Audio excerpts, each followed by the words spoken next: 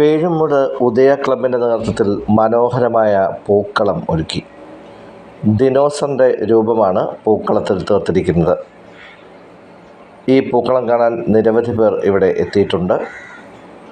വളരെ മനോഹരമായാണ് ദിനോസറിൻ്റെ രൂപത്തിലുള്ള പൂക്കളം തീർത്തിരിക്കുന്നത്.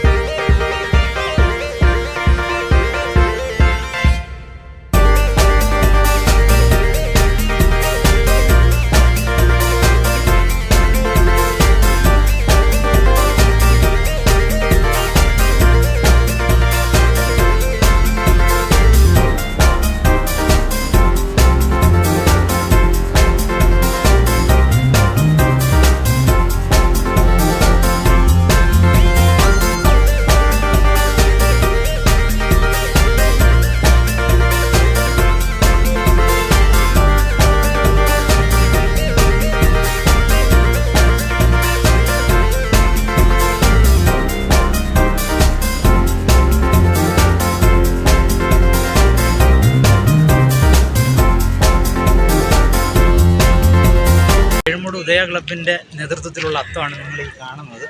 വളരെ മനോഹരമായിട്ടാണ് ചെയ്തിരിക്കുന്നത്.